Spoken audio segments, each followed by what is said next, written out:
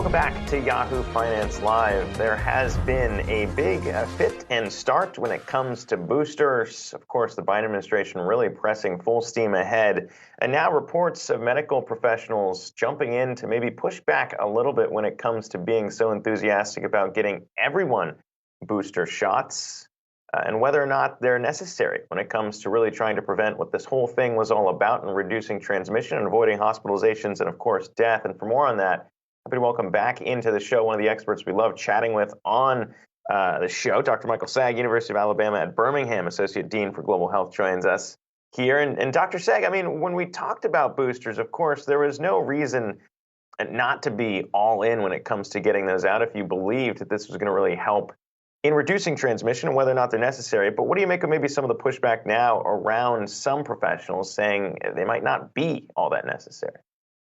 Yeah, I think the operative word in your question there, Zach, is believe. So we're a little bit into a faith-based as opposed to evidence-based realm here. The reason for that is simple. We did all the things we had to do appropriately to get these vaccines tested, and lo and behold, they worked, and we got them out into people's arms very, very fast. That has saved hundreds of thousands of lives worldwide and well over 140,000 lives in the United States just in the first 5 months. What we couldn't do because there wasn't time was to look at the durability. That we have to do that on the fly. That's just by definition. It's the way things are. So we have to ask the public to be patient as we work through this. We just don't know how often a booster will be needed or who it will be needed in or how often. And that's really what we're watching unfold. So, of course, there's going to be debate and there's going to be, I wouldn't even call it controversy. I think it's just debate on finding the right thing to do. And I think it's pretty clear that at least for the Pfizer vaccine, waiting for people who are over 65 and especially those who are immunocompromised, yes, they should get a booster. The rest of us should just wait a little bit, let the data sort itself out.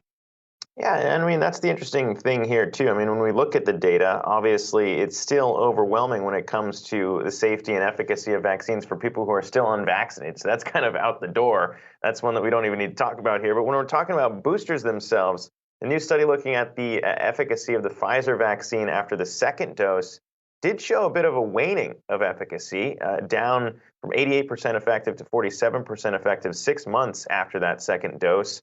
So, I mean, I guess that would seem to indicate that there is a need for booster shots. It's just kind of splitting hairs when you come into when exactly and for who. Well, yeah, we need to get in the weeds on that a little bit. You quoted the data accurately, and when you say efficacy, what you're talking about is prevention of a breakthrough infection. What's the other story in that study is that there were no deaths to speak of. The still was protective against hospitalization and death. And at the end of the day, that's what we want the vaccine to do. It'd be wonderful if it prevented infection 100%.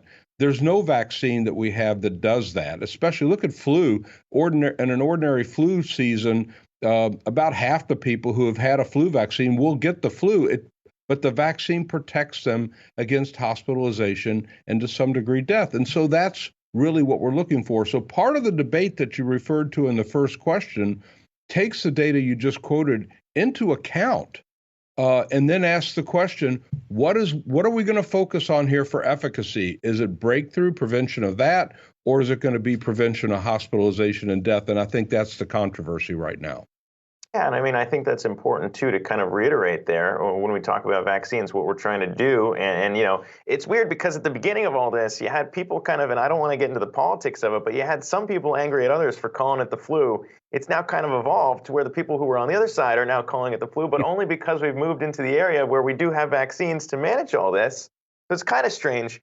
There is still, of course, though, the outrage, I suppose we can call it, when it comes to the ideas of lockdown and returning to some of the more draconian measures we saw. Dr. Fauci kind of walked that back when it came to Christmas. I know I've talked to you. Crazy to think how long it's been. Last year when we were talking about Thanksgiving and Christmas. This time around, what do you think that the messaging should be there? Because we saw the CDC pull a 180 and take down their guidance for the holidays. Dr. Fauci, as I said, kind of walking it back. What should people be thinking about when it comes to gathering again for a second holiday season in the pandemic? Well, you also hit it on the head again in terms of what's different this year than last year is that a lot of people have been vaccinated, and that's going to keep people relatively safe in terms of severe disease and will prevent roughly half of the infections conservatively. So my personal view is that I think we can think about gathering with small groups of family, especially if your people in your family have been vaccinated. The one thing, as you alluded to, the deaths that we're seeing right now, the hospitalizations, the ICUs, is overwhelmingly among people who are not vaccinated.